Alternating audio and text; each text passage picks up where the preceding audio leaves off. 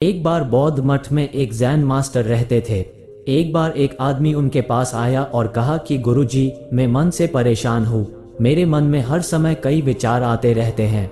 कृपया मुझे इन विचारों को कम करने के लिए कुछ मंत्र दें। जैन मास्टर ने उसकी ओर देखा और कहा, मेरे दोस्त, तुम हर दिन ध्यान करना शुरू कर दो। धीरे धीरे ध्यान करने से आपका मन शांत होने लगेगा। लेकिन उस आदमी ने कहा कि श्रीमान, कृपया मुझे ध्यान करने के लिए मत कहिए। मैं ध्यान नहीं कर सकता क्योंकि जब मैं ध्यान करने की कोशिश करता हूं तो मेरे दिमाग में और भी विचार आने लगते हैं और ज़्यादातर विचार नकारात्मक होते हैं जो मेरे दिमाग को और बेचैन कर देते हैं। जैन मास्टर ने कहा कि चिंता मत करो बेटा, ये ध्यान के प्रारंभिक चरण में होता है, लेकिन धीरे धीरे ध्यान का अभ्यास करने से आपका मन शांत होने लगेगा। लेकिन उस आदमी ने कहा कि गुरुजी, ध्यान मेरे बस की बात नहीं है। आप कृपया मुझे मेरे मन को शांत करने के लिए कोई मंत्र दें।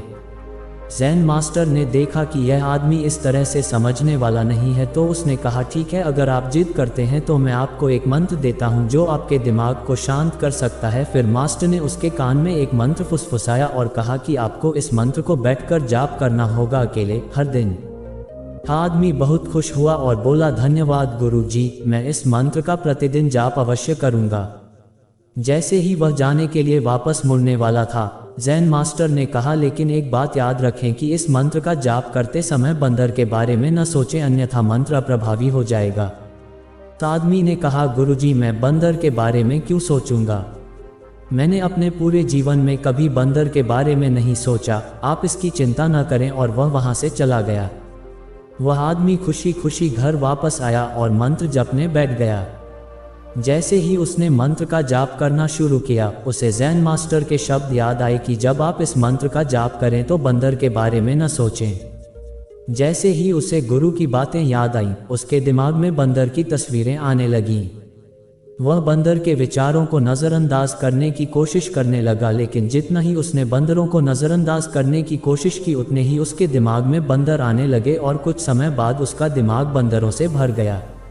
उस आदमी ने सोचा कि जैन मास्टर ने मुझे ये निर्देश क्यों दिया? अगर वह जानता था कि बंदर एक मुसीबत है तो उसे इसका उल्लेख नहीं करना चाहिए था। मेरे दिमाग में और कोई जानवर नहीं आ रहा है और बंदर नहीं जा रहे हैं। आदमी परेशान हो गया।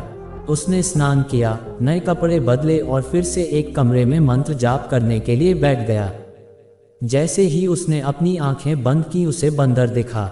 वह जहां भी देखता वे उसके चारों तरफ होते। वह रात को बंदरों को देखता, यहाँ तक कि वह अपने परिवार के सदस्यों के चेहरे में बंदरों को देखने लगा। आदमी पागल हो रहा था। वह जितना ही बंदरों को नज़रअंदाज करने की कोशिश कर रहा था, उतने ही उसके दिमाग में बंदरों की बातें आ रही थीं। सुबह तक वह लगभग पागल हो चुका था। अगली सुबह वह वापस जैन मास्टर के पास दौड़ा और उन्हें सब कुछ बताया और कहा कि गुरुजी, आपने मुझे कैसा मंत्र दिया है?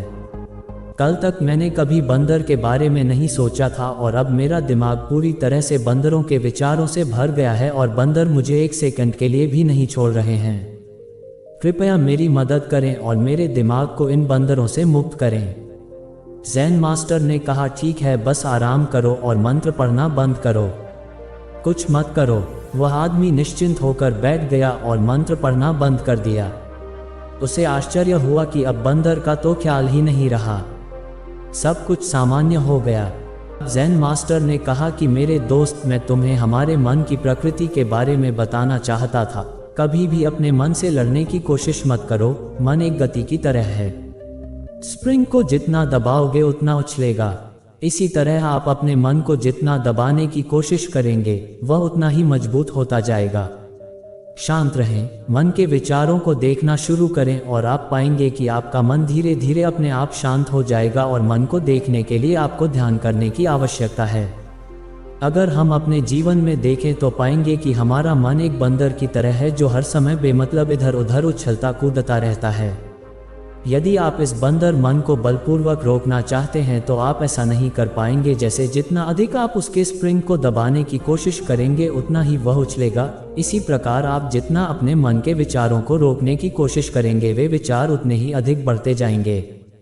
विशेषज्ञ कहते हैं कि एक इंसान का दिमाग एक दिन में 36,000 से 80,000 के बीच विचार पैदा करता है। अगर आप इन विचारों को जबरदस्ती रोकने की कोशिश करेंगे तो आप उन्हें रोक नहीं पाएंगे। इसके बजाय इसे रोकने का हर प्रयास इसे ऊर्जा देता है। इससे बचने का हर प्रयास ध्यान बन जाता है। जब आप किसी चीज़ से बचना शुरू करते हैं तो आप उस पर बहुत अधिक ध्यान देने लगते हैं। इसलिए विचारों को रोकने की कोई आवश्यकता नहीं है, केवल आपको अपने विचारों को अनासक्त देखना है। हमारे नियमित जीवन में आमतौर पर हम अपने विचारों को देखने में सक्षम नहीं होते हैं, लेकिन ध्यान में आप इसे आसानी से कर सकते हैं। इसलिए आपको अपने मन को देखने के लिए ध्यान का अभ्यास करने की आवश्यकता है।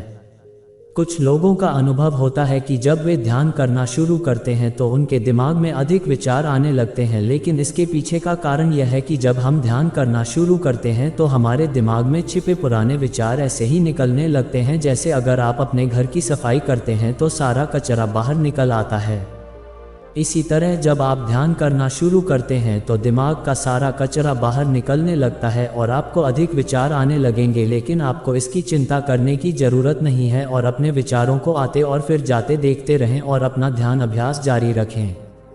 धीरे धीरे मन का सारा कचरा बाहर निकल जाएगा तो मन अपने आप शांत होने लगेगा और आपको कम विचार आने लगेंगे और लंबे अभ्यास से आप निश्चय ही अपने मन को वश में कर पाएंगे। तो दोस्तों, अगर आपको महात्मा गौतम बुद्ध की इस कहानी से कुछ सीखने को मिला हो तो अपने दोस्तों के साथ इसे जरूर शेयर करें और कमेंट में लिखिए नमो बुद्धाय।